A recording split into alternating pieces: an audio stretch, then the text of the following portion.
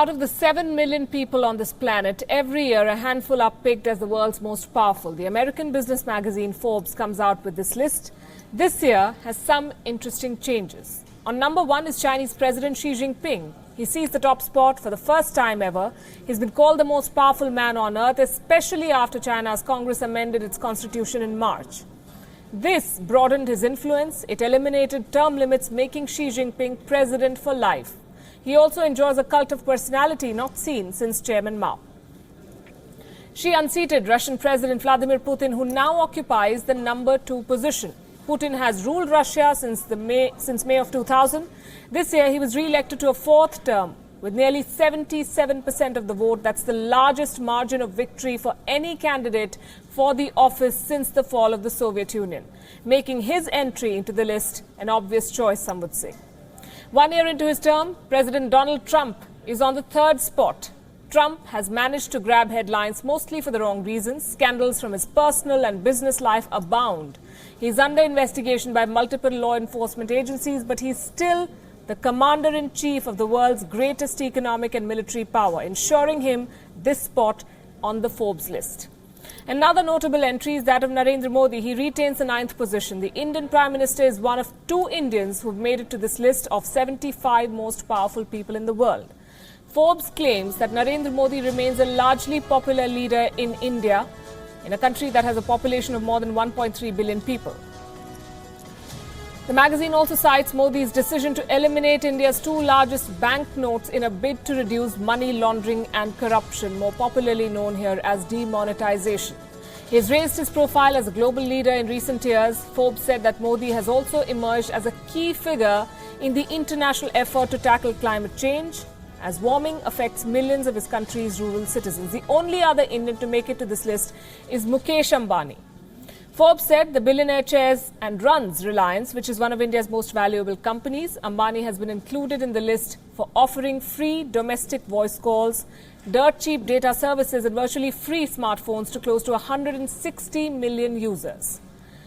The youngest on the list is the Crown Prince of Saudi Arabia, Mohammed bin Salman. He's been credited with consolidating power beyond any doubt and taking control of his country. Forbes claims that the heir apparent will be the fulcrum around which West Asian geopolitics moves for the next generation. In November 2017, Mohammed bin Salman led an anti-corruption campaign, a so-called anti-corruption campaign. Some say it was for power consolidation. This campaign led to the arrest of many prominent citizens, including royals. Most of these were forced to turn over their fortunes. As a result of this campaign, 10 Saudi princes were dropped from Forbes' annual list of the world's billionaires. Out of the 75 in this year's list, only 5 are women, with only one of them making it to the top 10. German Chancellor Angela Merkel, she holds her position at number 4. On number 14 is Prime Minister of the UK, Theresa May. Christine Lagarde, who works to bring economic discipline to 189 countries, including China, Russia and the United Kingdom, is ranked at number 22. In a male-dominated industry, Mary Barra, the CEO of General Motors, has made her mark, having earned $22 million in 2017. She has the highest compensation of any leader of a Detroit Big 3 automaker. She makes it to the world's most powerful people's list. And lastly, at number 17 is the CEO of Fidelity Investment, Abigail Johnson, whose net worth is believed to be approximately $15.5 billion. It's not the first time the Indian Prime Minister has made it to the Forbes list. For the last 5 years, Narendra Modi has been consistently featuring on this list. In 2014, when he took office, Modi was ranked number 15. He bettered his ranking the following year. In 2015, he jumped to the 9th position. He has maintained it since then. Has any Indian Prime Minister in the past made it to the top 10? No. Has any Indian Prime Minister ever made it to this list before Modi? Yes. Dr. Manmohan Singh featured on the power list for all 5 years of his second term, from 2009 to 2014. In fact, 2013. In 2009, Dr. Singh was on number 36. The following year, he jumped to the 18th spot. Quite a jump that. As the UPA-led government entered its 3rd year in power and all the scams unraveled, the economist turned politician slipped to number 19 and then to number 20 in 2012. A year before his term ended, Dr. Singh was relegated to number 28. That was in 2013. He was credited with being the architect of India's economic reform, but Forbes also said that the Oxford and Cambridge-educated economist's quiet intellectualism was often seen as soft and timid. So more than 7 billion people living on this planet, Forbes picks only 75 of them for this power list. That is one person out of every 100 million. And Prime Minister Narendra Modi of India has been placed ahead of Facebook CEO Mark Zuckerberg, Apple CEO Tim Cook and UK Prime Minister Theresa May. World politics is changing, and that reflects in these changing ranks as well. US President Donald Trump, who is ranked number 3 on the list, increasingly finds himself isolated after he pulled out of the Paris Climate Accord and now the Iran nuclear deal. India is now well positioned to play a major role in global affairs. Prime Minister Narendra Modi remains the most popular leader in this country. Since taking power, he has raised India's profile around the world with bold policy decisions, from dehyphenating Israel and Palestine to standing up to China over Doklam and then pressing the reset button very recently. So we ask if the 9th rank truly reflects his power and influence. Think about it. We also ask, what does Forbes consider as the ingredients of power? And what's the relevance of power lists in the age of social media? Here's a quick analysis. Let's get the formalities out of the way first. Here are the criteria based on which Forbes has picked its list of the world's most powerful people.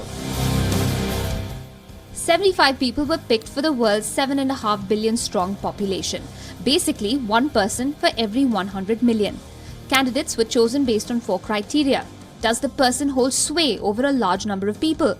What kind of financial resources are at her or his disposal? Does the candidate's power extend beyond a single sphere? And how effectively does she or he use that power? It's easy to see how China's President Xi Jinping topped the list with that kind of criteria. He's the president of the world's most populous country, heads its only political party and its military, again the world's largest. And with dissent dealt with surely and swiftly in China, he certainly knows how to use his power effectively too.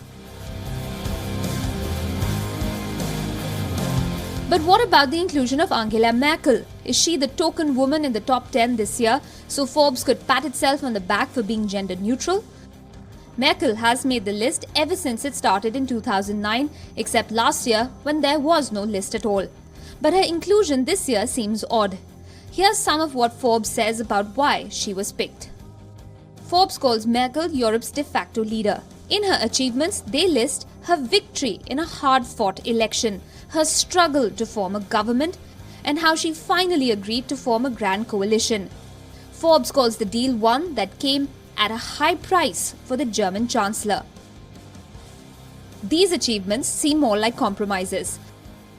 Merkel's election victory was anything but resounding. She's facing growing rancor at home over the migrant crisis. Additionally, as Europe's de facto leader, as Forbes calls her, she's been unable to prevent Donald Trump from undermining the Paris Accord, the Iran nuclear deal, and Washington's economic relationship with the EU. Perhaps the same can be said for France's Emmanuel Macron and Britain's Theresa May, who make the list at numbers 12 and 14 respectively. Macron has faced demonstrations at home. His bonhomie with Trump could do little to prevent the latter from exiting the Paris deal. In fact, it did little to prevent Trump from nixing the JCPOA too. Likewise, Mrs. May has faced setback after setback in her Brexit negotiations, been embarrassed by her foreign minister often enough, and lost overall majority in the British Parliament, all in the last year.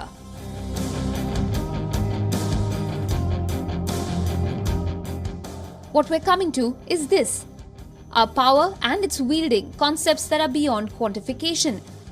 President Xi, for instance, isn't even on social media, a major indicator of influence in today's hyper-connected world. Pope Francis may head a 1.2 billion strong Roman Catholic population, but do all Roman Catholics look at him as a powerful figure capable of effecting change? And what does he mean to the rest of the 6.3 billion people in the world? After all, he's number 6 on the list. Closing thoughts? Perhaps the criteria needs an overhaul, or maybe the list just doesn't cut it anymore. Aisha Sindhu, WION.